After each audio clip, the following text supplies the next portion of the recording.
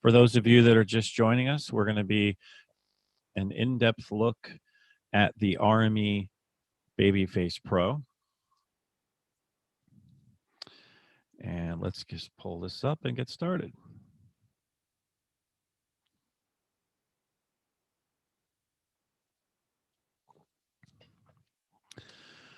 All right, so this is a nice shot of the product. And as you can see, it's been improved. This is the Babyface Pro FS, not to be confused with the earlier version, just normally called the Babyface Pro. This was launched in January of 2020 and has been selling very well right now. Some of the most common questions that I get are, tell me about the plugins that now come with it and tell me what's new as compared to the current model or the model that everybody knew. So there's new hardware, better preamps, and converters, and essentially it's pretty much reference class. What I'd like to do is highlight my cursor. It just makes it a little easier for everybody to see.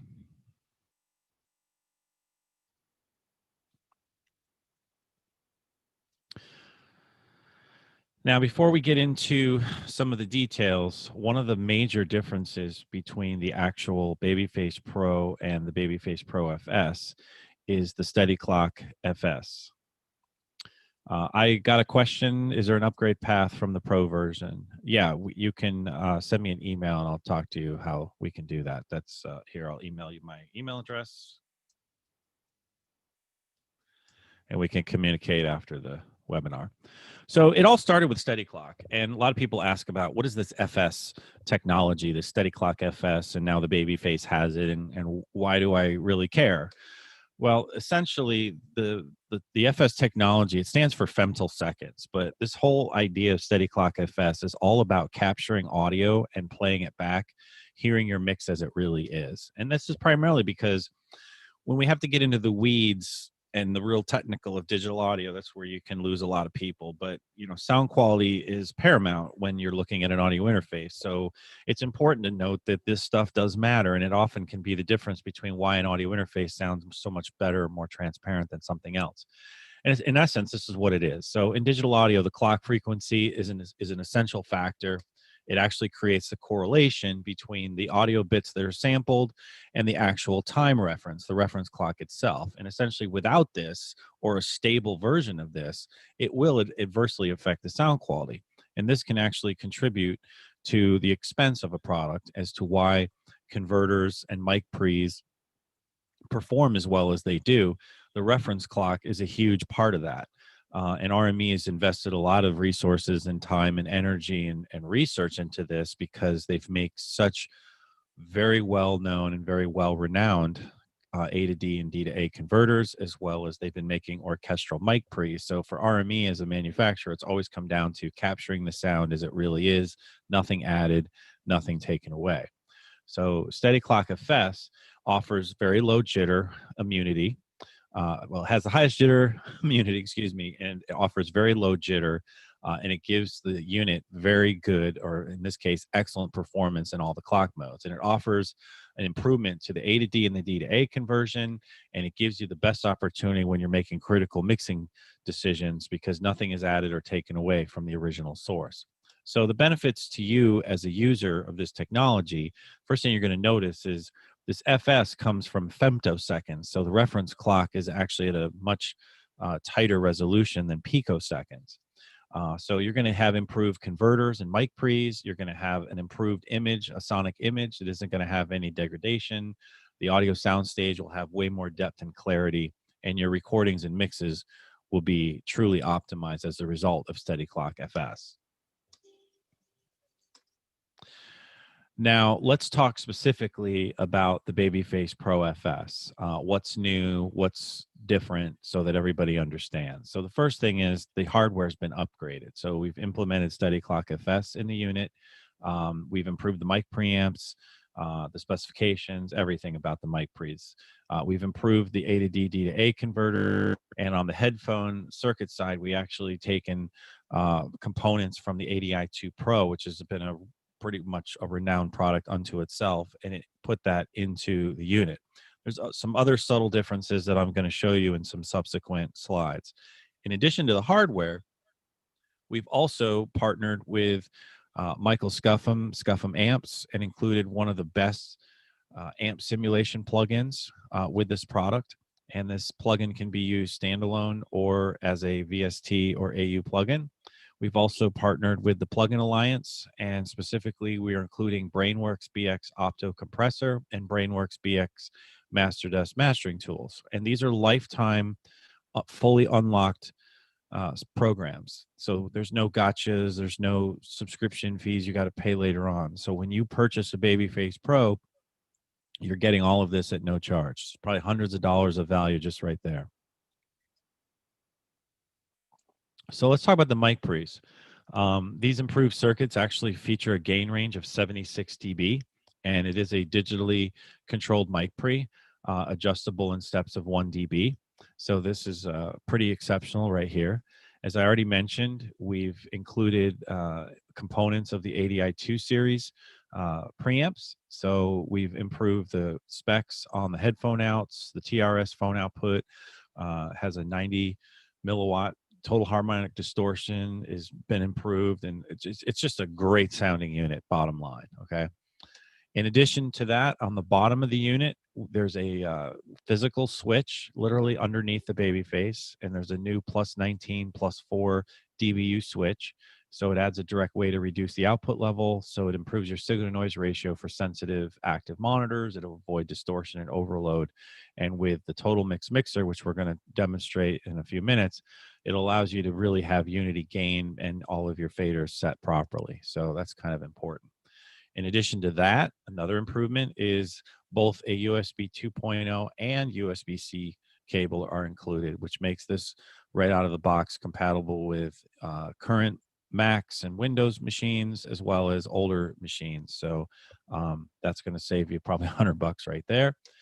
In addition to that, we also added a case slot on the right side, so you can lock it down so it doesn't walk or get stolen.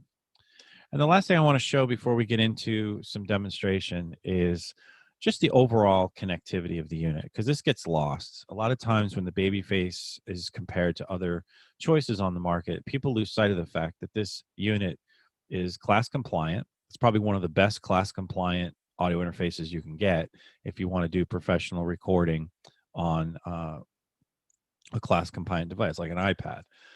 Also, it's 4 in and 4 out analog, not 2 in, 2 out. So you have 4 analog inputs. So you can add a mic pre and very easily do just through the analog IO. You can do 4 microphones with an external mic pre.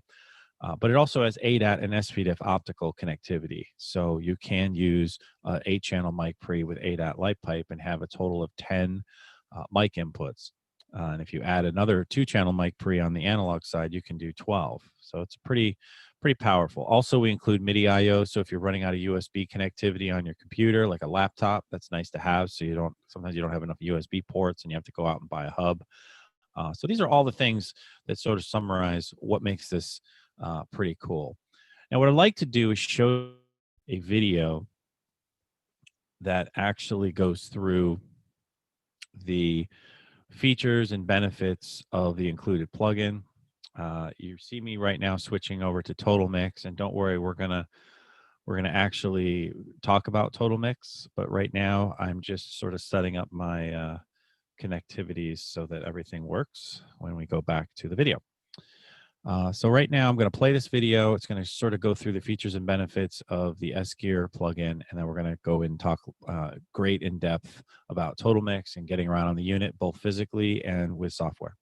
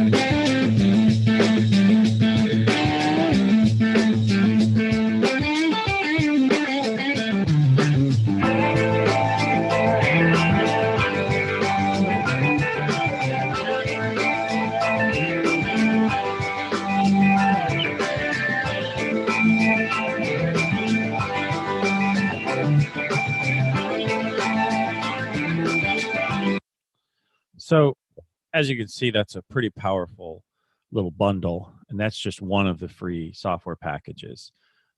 So, some of the keys, and again, we're going to go through a very in-depth demonstration and address questions and show the folks on this class exactly what they have questions about. So this will really depend on the features and benefits that you all want to see that I can take you through. But the keys to remember, basically, all of these hardware improvements that we discussed and the software included, in addition to the actual plugins. Of course, we have Total Mix, built-in ability to do all the headphone mixing and EQ and effects, which we'll go through. And when you register your purchase at the rmusa.com website, you will receive an email back with the licenses and downloads, etc. And also, you'll see in those downloads, you can download some trial versions of Gig Performer and Piano Tech and Audio Blue, which is a really cool organ product. But this is a nice little summary of kind of what is changed from the previous model. Now, what I'd like to do is exit out of this presentation and show you kind of an overview of Total Mix. and talk about not only the software side, but the actual hardware, the actual baby face. So what I'd like to first do is just review the connections so that everybody understands when we're looking at the software, what we're actually looking at. So what I'm going to do is I'm going to go to the RME website. It's probably the best place to show you this. So we're going to go to RME, and we'll go to the Babyface Pro product page. And the first thing you do when you get a Babyface Pro is download the drivers, and you can do that right here. You also can download DigiCheck, which is hundreds of dollars of free, high quality metering software. So you can check your recordings and your levels and look at phase correlation and all that. And we go into great detail about DigiCheck in the Total Mix webinar that we do on Thursdays. We won't be doing that here. So just as a heads up, but you would download your driver right there, and you could see that will install not only the driver, but Total Mix. So your driver is this little icon you see on my task tray, and Total Mix. And this is true whether it's Mac or Windows. Now, in order to understand what you're looking at, we have two XLR mic inputs on the back. We have two XLR line outputs on the back. So that's going to be analog 1 and 2 in, analog 1 and 2 out. We have driver, instrument 3 and 4 in, so which your driver is this line level. That's going to correlate to the inputs in Total Mix as well as on the unit. Then we have our phones out, which is considered phones 3 and 4. These are in parallel. These are separate outputs, but it's the same mix. So you have analog 1 and 2 out, phones 3 and 4 out. You have analog or mic in 1 and 2, and then instrument 3 and 4. And on the other side of the unit, which I'm going to scroll down, you have SPDIF optical or ADAT optical in 1 and 2, 3 and 4, 5 and 6, 7 and 8. And the same is true here. This power jack that you see is only needed if you're going to use the Babyface with an iPad, because the iPad is not going to give you sufficient power to bus power the unit. Otherwise, the unit is bus powered through the USB. Now, the reason I go through the physical is so when we're looking at Total Mix, everybody understands what they're seeing. So, of course, I have my unit set up the way I like to work, but I'm just double clicking and going back to the default names so everybody can see. So what you're essentially looking at here are the physical inputs, and my microphone is connected to the Babyface, which is why you see a level. So this is analog 1 and 2, and normally they're stereo paired like this, okay? And then instrument 3 and 4, which is also stereo paired. ADAT and SPDIF 1 and 2 in, 3 and 4 in, 5 and 6 in, 7 and 8 in. So by just plugging in a source and sending it audio, you will see meter movement without having to do a whole lot. Since the first two inputs, I usually like to separate them into separate inputs, and I also like to do that with 3 and 4. So that's what I'm doing here, okay? And we're gonna talk about the middle row and the bottom row as well. So there's my microphone input, and then there's a settings icon. It looks like a little wrench, and you can click on that, and you can use phantom power, pad, and then you can set your gain. You can type your gain in, or you can set it right here with the mouse. There's an effect send that will send my microphone either gain by using or you can set it right here with the mouse. Actual fader, this little mini fader that will send that will send audio to the effects, which I'm going to demonstrate in a few minutes. So analog 1 and 2, instrument 3 and 4, and the digital inputs. So essentially, all I have to do is raise the gain up, and if I open up a DAW, which I will do right now, I'm going to use Reaper as a simple example, and I'm just going to do new project. Like any good engineer, you just want to check your preferences and make sure everything is set here the way you want. And I'm just going to insert a new track and just show you how quick you can record. So literally go to input, mic input 1, because this is what it's going to show me since I have the baby face set. So I have all these inputs, and I just record arm the track, and there I am.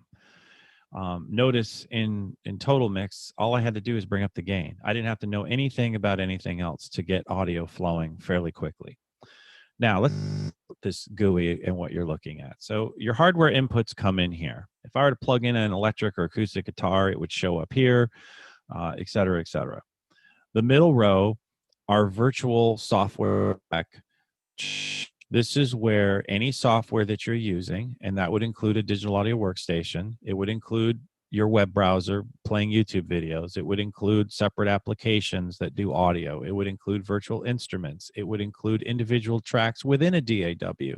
You can route your desktop audio, which is what I'll call it, into these middle faders and mix them along with any inputs. And we're going to come back to that. And then all of the hardware outputs, the physical outputs that I took you through on this unit. So that would be the physical outs here, the headphone outs, and of course the ADAT outs. They're all represented down here.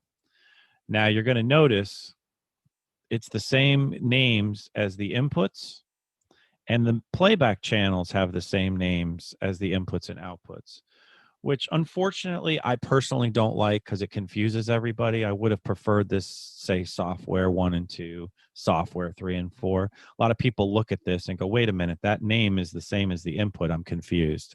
Don't be confused. It's just the default, and you can rename it whatever you want. But you know where you are by just looking underneath. This is the software playback channels. These are the hardware inputs, and these are the hardware outputs. All right. So if I want to play audio from my DAW or my iTunes or Windows Media Player, it's going to show up in here, okay? And depending on the settings of your Windows Sound Control Panel or your audio settings on your Mac, which is an audio MIDI setup, this is where you can choose that the sound will go. And that's why you see the little speaker icon. Now, if you don't go into the deep settings of that, it will always default to analog 1 and 2, which again is the name right here. So this is where my Windows sound or my Mac sounds are going to show up. And then I might route my DAW here and another piece of software here. Or within my DAW, I could actually send tracks directly in this mixer if I wanted to. And that would give me flexibility for creating specific headphone mixes. So that's just something to keep in mind. Now, the bottom row is your outputs. Typically, when you assign things to the control room section, they show over to the right. So when you first get your baby face, it's going to look like this. You'll have your analog and your headphone outs right here. And you're always going to want to assign those to your control room section, not only for organization, because you notice it moved the faders over to the right, but also it determines what the talkback and the headphone mix features will be. So I always recommend ask yourself this question: what outputs, physical, do I want to be my main out? What am I connecting my studio monitors to? If the answer is analog 1 and 2, then you do this. The second question is, what do I want to assign my headphone mixes to? More often than not, it's going to be the physical headphone out. So I'll go assign phones 3 and 4.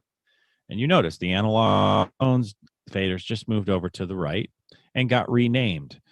You can always go back to the default names by this nifty little feature here. And this is going to be the recommended setup for 99% of the people out there. There are other situations where you might use the optical outputs to feed a headphone mixing system, like a MyMix or something, and therefore you might assign the phones differently. But for most people, this is going to be the way it looks. Now, the way to get around in total mix, the very first thing you're always going to want to do is hear the microphone, right? You want to hear the microphone either in your headphones, or if you're, if it's in another room, you want to hear it in the studio monitors. So the basic premise, what I'm about to explain to you, once you understand this, total mix is going to make so much more sense to you. Essentially, you click on an output. Notice it highlights.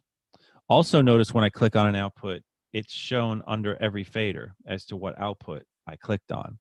So the basic lesson of the day is click on an output, the mix you want to listen to via that output. So I said, let's hear the headphones. So we click on the headphones. Obviously, we bring up the master fader, and I bring up my audio here. I want to pan it so it's in the left and right evenly. And now that's the mix to the headphones. If I was recording two vocalists at the same time, I might want to bring up the second mic into my headphones and create a mix that's got this microphone a little louder than this microphone. And that's my headphone mix. Now, if I want to create a different mix to the main out, which is going to my studio monitors, I simply click on the main out, obviously make sure the master fader's up, and bring up whatever I want to listen to here. And every time I click on an output, notice the mix changes. So that's the lesson of the day. Click on an output, create the mix, and that's the mix you're going to hear via that output. Okay. Let's talk about effects. The Babyface Pro has built-in effects. It has reverb and it has delay. Its primary design purpose was to set up headphone mixes without having to use plugins to do some basic cue mixing, which most people want when they're doing headphone mixes? A little reverb and the vocal on an acoustic guitar. You don't need to get overly crazy with plugins to do a simple headphone mix. And the fact that we can do it all here just makes it convenient. So in order to get to the effects, you just click here, or you can click here. So I'm just going to click there and it pops up. Now, I mentioned a few minutes ago there's an aux send. So we'll use my microphone. Notice I have the main out selected. So this is going to be what you all hear in this Zoom presentation.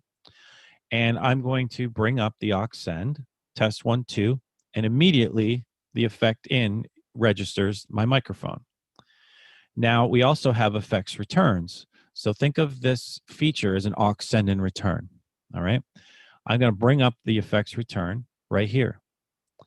Now, you don't hear anything yet because I haven't turned it on. Test 1, 2. So I can put on different delays and different reverbs. So I'll just go to a big hall. Test 1, 2. And that's how we use the effects. We have echo, test 1, 2, 1, 2.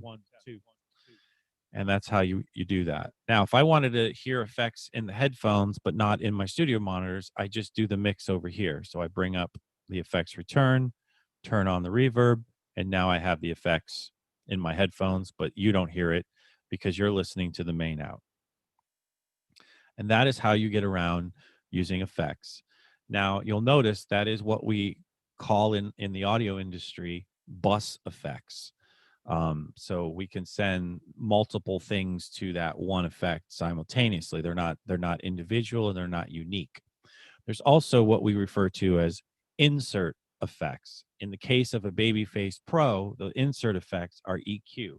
Every input has EQ and every output has EQ. You can set up the EQ for monitoring, or you can record the EQ settings, and you also can record your dry input while simultaneously in parallel record the same input with EQ and effects on it. So if you're doing something in the headphones that you think you want to reference later on, you can actually record that mix separate from the track.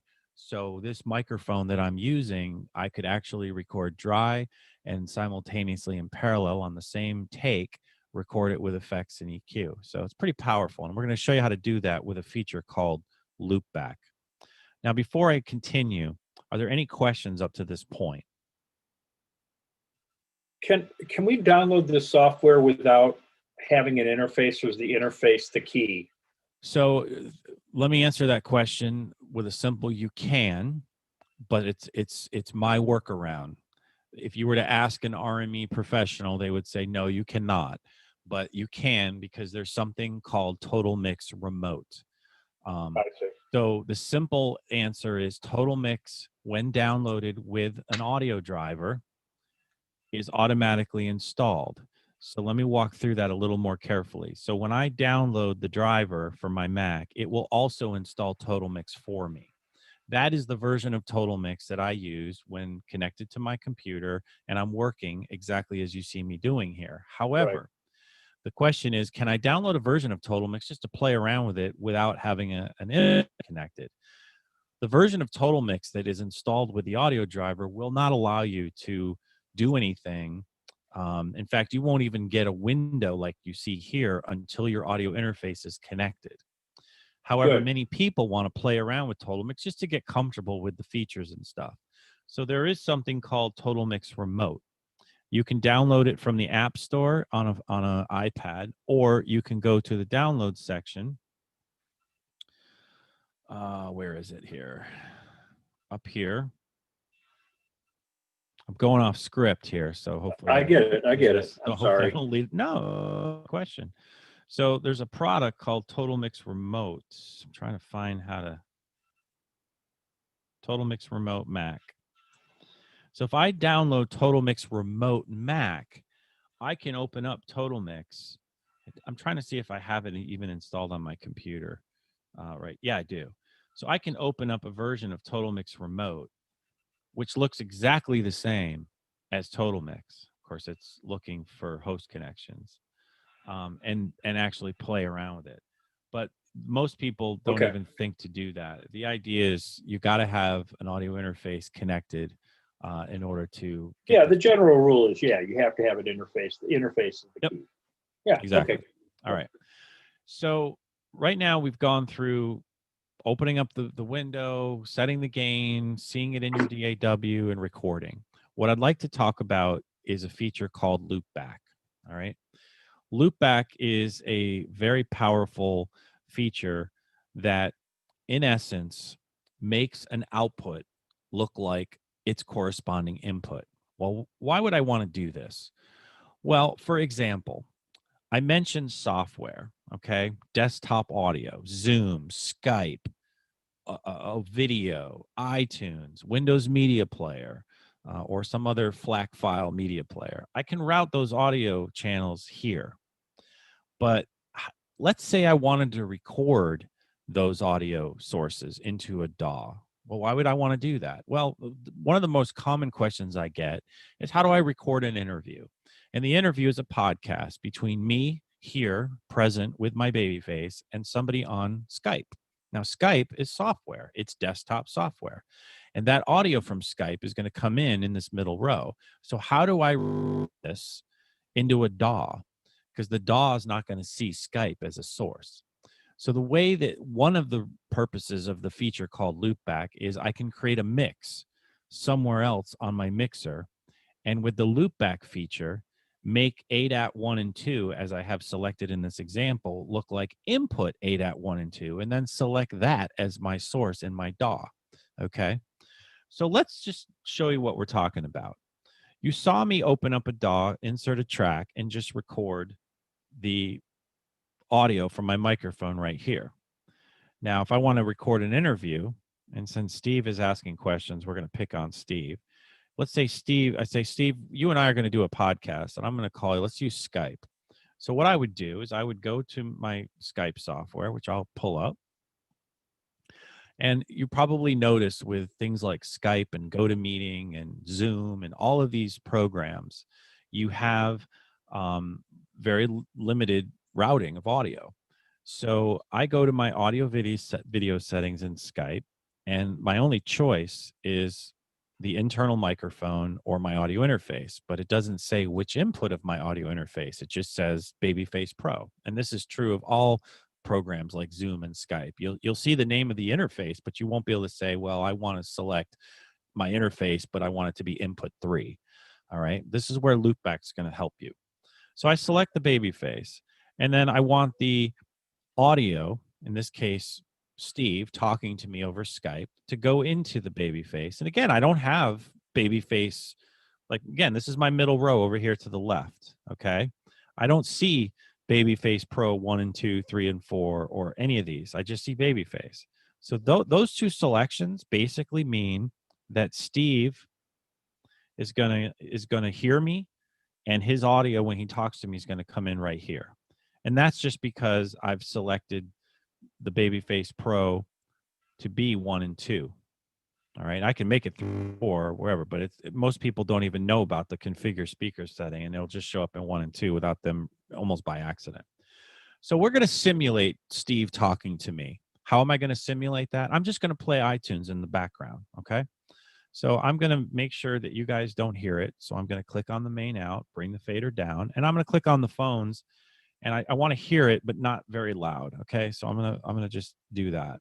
So I'm going to go ahead and just pull up iTunes just to get some audio going, and I'll just hit play. And there's my audio from iTunes. Now you guys don't hear it because I don't have it brought up, but I'll bring it up just to illustrate.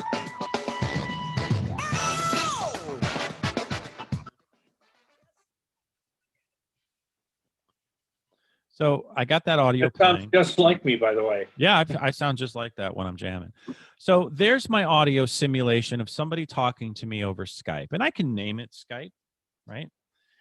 And I want, I've already chosen the baby face to be what Skype is listening to for an input source. So by using loopback on 1 and 2, my mix of my microphone is going to Skype, which is why when I had the Skype app open, you saw audio every time I was talking. There it was right there, test 1, 2. So how do I record my microphone on a track and record Skype on a different track so I can do an interview and then go in and edit it later? Well, the answer is use loopback. So I have all these other outputs over here to the left I'm not really using. So I could choose any unused output. And just for illustration, I'll choose 8.7 and 8. So I click on 8.7 and 8, and I bring up the microphone and obviously bring up the master. And there's the audio right there. I'm mixing Skype right to output 7 and 8. By using loopback, I now made output 7 and 8 look like input 7 and 8. And when I go to my DAW and insert a new track,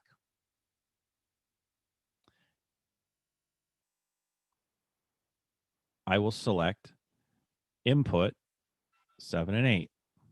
It's like a bus. It's a bus now. There you go. Yeah. So there's my voice on track 1, and there's, in this case, our pretend Steve on track 2. We hit record, and now we're recording the interview, and we've managed desktop audio very efficiently and very effectively in this scenario. And this would also be true for setting up a Zoom meeting like the one we're doing now. So a lot of people who give Zoom meetings understand the idea of connecting an audio interface, connecting their microphone, but how do I play desktop audio? What if I have a PowerPoint that has music, or I want to do a multimedia thing? That multimedia thing is going to show up here. And if I mix that multimedia out to my main out and use loopback, and I choose the Babyface Pro as the mic input microphone for the Zoom meeting, everybody is going to hear the mix. If I disconnect loopback, then you're just going to hear the microphone input 1. But as soon as I use loopback, this 1 and 2 out replaces 1 and 2 in, and now it's the mix that everybody hears in Zoom. So this is a very, very powerful solution for desktop audio management and doing things like Zoom meetings with multimedia presentations, and doing things like recording an interview over the internet using, say, Skype or you're using Zoom even, because Zoom can come in here as well. I have my Zoom audio routed to my physical Macintosh speaker so that I don't create a feedback loop, because I want to mix music in for you all to hear. So it's a very powerful routing scheme. So that is the core, getting around on the Babyface, getting the most out of it. Over here, you have snapshots, which you can store and save snapshots of the mixer. So it's pretty self-explanatory. You have layouts, which are basically, if you're using certain inputs and you never use other inputs and you want to hide faders that you're never going to use, you actually can do that under the options menu and go to channel layout, and you can hide things and create very streamlined mixing or mixer views if you want. And that just gives you workflow flexibility. So that's really what that's designed to do. And then, of course, you have your mute, solo, and fader group. So I can group faders together and mute groups together by simply hitting the edit button and just choosing something. And, if I wanted to do something like this, notice they highlight in red, and then you hit edit again, and now it's solid. And then I can activate it and bring it up. And there's certain times you might want to do something like that. So that's the basics. The last thing I want to show you in Total Mix before switching over to the Babyface hardware is this whole control room section is often underutilized and not understood. Yes, we moved things over to the right for organizational purposes, but also the act of doing that gives me control room features that I would normally find on a mixing console, such features as mute all the effects, mono the mix, speaker A, speaker B. I can set up a second pair of speakers, connect it to the headphone out or one of the optical outs, and then have a very simple A/B speaker select switch built into Total Mix. So I don't have to go out and spend a few $100s on something that to just do speaker switching. Also, there's TalkBack. I can assign one of the mic inputs as a TalkBack mic, and then every time I click on this, that microphone is fed to whatever my headphones are. I have phase switching on here as well. So, products like a PreSonus Central Station and a Mackie Big Knob, and there's several other accessory products out there that are a couple $100s or more to do those types of things. It's all built into the Babyface. Pretty powerful stuff. Okay, what I'd like to do is quickly show you S-Gear. This is the software that you saw in the video that is a plugin or a standalone application.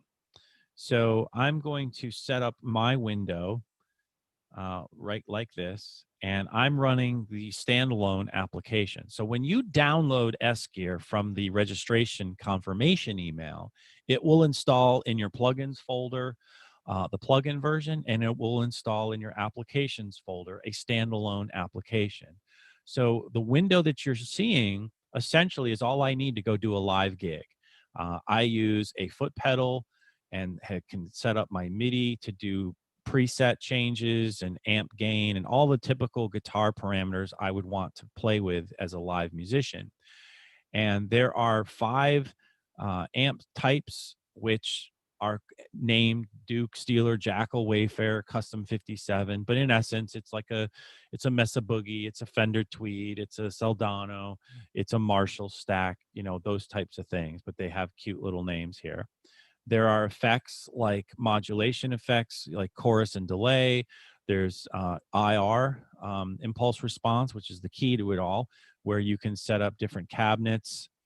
You can set up the miking of those cabinets. So let's just say I wanted to go to a 1x12 and I want to use a ribbon mic, and I want to place that mic right here against the cabinet and get a certain sound. And I can do the same for a second cabinet and do stereo cabinets or a mono cabinet. Very powerful. I also can export and import other impulse response settings from other software applications that do amp simulation. And I have delay as well. So I have a delay thing, a modulation thing, which is basically chorus and flange. And then I have a room thing, which is my reverb. And then I can play around with where they are in the signal path. And then I have my main IO controller, amp A, amp B, volume. I have a built-in tuner, which you saw. And then basically in the settings, I can set my audio device to Babyface Pro, choose my buffer setting. I'm getting a round trip latency of under 3 milliseconds, which is amazing. I can take the input from the instrument input 3 on the right hand side, and I want the stereo output to go to 5 and 6, which means it's going to show up right here because this is 1, 2, 3, 4, 5, 6. And that's how I set it up. And it's very, very simple and very, very powerful. And it's normally $130 and you get it at no charge. The plugins for the compressor are another several $100s. So for $8.99 MAP, you're getting a Babyface Pro, you're getting plugins, you're getting Total Mix, you're getting DigiCheck. And now I'm going to switch over to my webcam and talk about the Babyface Pro just as an actual product all by itself.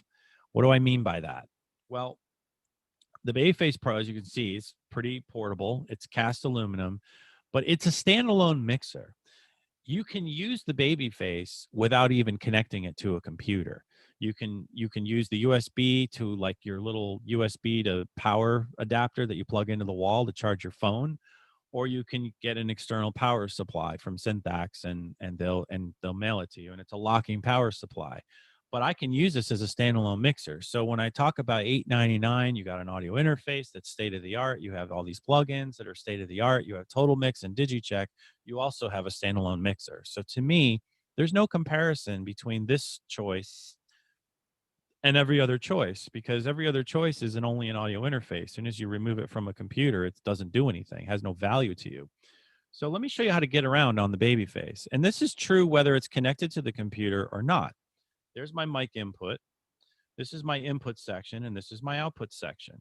I have input button, output button, and I have a rotary encoder, which works as a gain and volume control.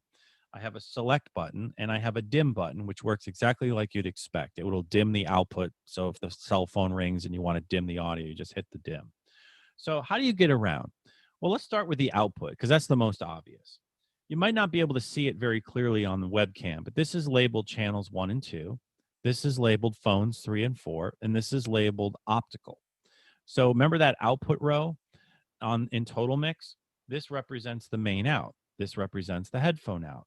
So if I wanted to control my headphone volume, I just hit toggle the output button, and it just switches between those three things.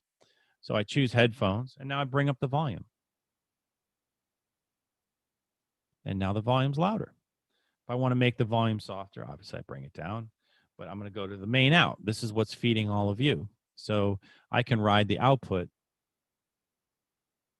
and change the level. Test 1, 2, test 1, 2, test 1, 2, test 1, 2, test 1, 2. So very quick, very easy. I don't have to grab a mouse. It's almost like a controller built in.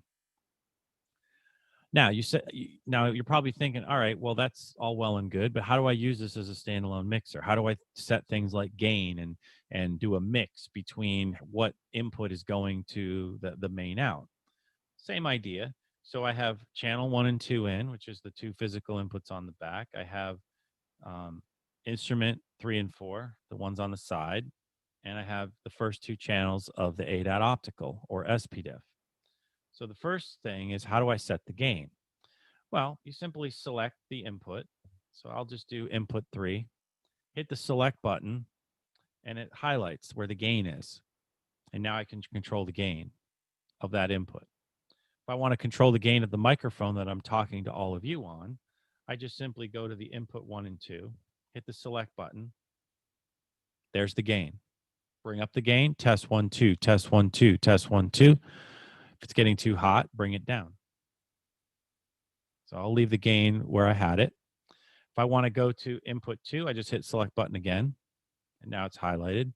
And let's say I want to ride the gain of both input 1 and input 2 simultaneously. Notice I hit the select button a third time, and now I can keep it relative. That's how I do it. The last feature is creating a mix. You notice there's a mix button. So the way you do a mix is you choose, I'm going to do a mix to the optical out, just so that it doesn't affect the mix that you're all hearing. So I go to the output that I want to do a mix for. So let's say I want my microphone that I'm talking to you on, which you can see right here. I want to mix that to the optical out. I hit the mix. I make sure the input that I want to do is selected. I hit the mix button, and now the mix button is selected. Hit the select button, and now I can bring up the gain or the mix to the optical out. Now you notice there's no level going over here because I never turned it up. Test 1, 2. There's my output. I can also do panning with the set button and pan it left or right, doing the same procedure. So you can see it's a very versatile audio interface to do what we want to do. Are there any questions on that? All right. So what I'd like to essentially do is leave the last few minutes to sort of address any questions, or if there's anything that I haven't gone over that somebody would like to know, this would be the time to either chat it to me or ask.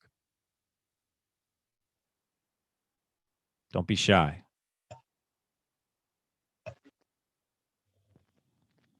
Hi, Derek. I have a question. Go for it. So, what's the best way to set up like a one button push to toggle between headphones and monitors for tracking and monitoring? So, in my home studio, what I do is I send the phone's output to a headphone amp. And sometimes I just want to hit one button so that I can go from headphones to monitor and back. Mm-hmm. And just wanted to know what the easiest way to do that is. So these would be routing and mix settings that we need to quickly toggle, right? Correct. Okay. And so one mix is set up where you have a mix going out the headphones, and it's a certain set of faders that are up that feed the phones, correct? Correct. And what's the second scenario that you want to switch from or to? It would basically be the same. I just want to toggle between sending to monitor or headphones. Okay. There's a couple of features you want to know about, and you can decide which one is the way you want to go. So the first one is, let's say you have a mix going on in the monitors, like you see me clicking on right now, and you really like it. You can right click somewhere on this fader and copy the mix, and it also says mirror. I'm going to explain the difference. Copy means take a snapshot of whatever the mix is, and let's put it in the headphones. So I'll just right click and paste submix from main. And now this mix and this mix are identical at this moment in time. Now, all I did was take a snapshot of the mix and put it on the phones, but that's it. If I make any changes to either, then they're obviously going to be different mixes from here on out. Now, another feature, and I'm going to get to your question as far as toggling. Another feature is right click and do mirror. Immediately, they both are highlighted. What that did is every mix, everything I do is being done for both the main and the phones. So if you have a studio situation where it's always like, well, I just want to hear what you're hearing. So I like the mix you got going on. So can you just put that in my headphones? Well, this would be a great way to do it. And you can just mirror. So every change I make over here is being fed to both the phones at the same time. Now, if I want to remove that, I just right click and do remove. Now let's address your question. A couple ways to do it. You can do it with snapshots, or you can do it with workspaces. Now, workspaces are everything. The look of the GUI, what faders are highlighted and which ones are separated in mono versus stereo. You know, do I like to leave the EQ panels open at all times on the mic input? Some people like that, right? Like I have it here. You can even shrink down faders really, really small by hitting these little arrow buttons. And you can, I think you can use, I think it's the option key or it's the control key that will do all of them at once. I always forget which one that is. And so all of that plus the actual mix is saved with workspaces. And I can hit the W key and on my keyboard, and this comes up and I get 20 very quick select for workspaces, or I can just do a file save as and load.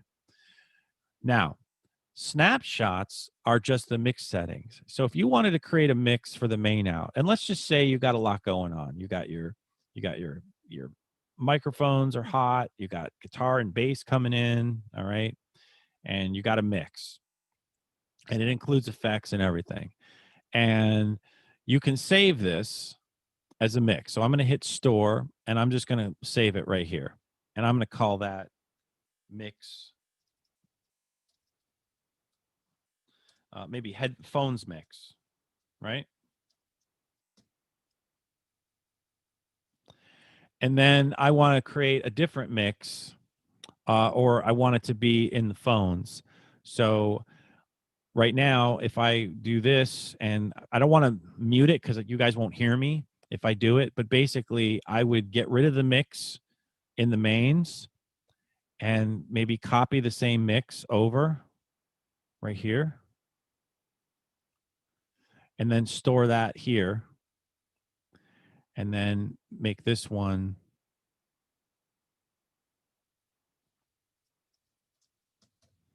and then I could toggle between them. So as long as I store the mix I want when I want it in the phones, and then unstore it and then put it in the mains, and then I can toggle between them by just clicking these two buttons. Yeah, and I'm using snapshots, but I don't think I copied from one to the other, and I think that's where my mix-up is, because every Tell you time I what, click on, a better way for me to exemplify this will be to use some outputs that aren't going to affect the Zoom meeting. So let's pretend this is main out instead of this, okay? So I would create a mix. So let's do this more realistic. So there's my mix of what's going to the main out with maybe some effects, all right? And I'm going to store that. And of course, all of this would be zeroed, you know? I'd bring it down and I'd get rid of this. And of course, this wouldn't exist either. So I would save that as a main mix. And then when I toggle between it, that would be the fastest way to do it. And then, of course, in my phones mix, I'd get rid of that and zero all that out, clear submix, store that as my phones. And now I'm toggling between the two mixes. That's the fastest way to do it. that makes sense. And then if you have a setup you like, you can save it as a workspace, which will also save those snapshots. So you can go to an available workspace and do save current. And that's the way I work. And then if I have another way I want to work for tracking, where I always want these open, I don't want to see any of these ADAT inputs because I never use them. I'll hide those. And I don't want to see any of these because I'm not using them. So I'll go ahead and on the output section, hide all of those. And this is the way. And of course, you know, I could shrink down my GUI as well. I'm just drowning out the background on my desktop. And now I can do workspace by hitting W and save it here. So now every time I want to switch between these, I can just do this. There's where we were. This is where I want to be for tracking. And notice it came up with the EQs ready to go. So those are very, very convenient. Yeah, I didn't know about that shortcut. I was getting tired of going up to the menu all the time. But yeah, I do save the workspaces as well. Yep. Great question. Any other questions? Thanks very much, Derek. I appreciate your time. No problem. And if anybody has questions that they're too shy to ask, you can also, I'll send everyone in the chat my email. You can feel free to send me an email and I'd be happy to address it or refer you to Jeff Peterson if we need to. All right, well, if there's no more questions, I'm going to go ahead and end this webinar. So thank you everyone for attending and have a great day. Hey, thanks a lot, Derek. I really appreciate your time. You're welcome. Thank you. You're welcome.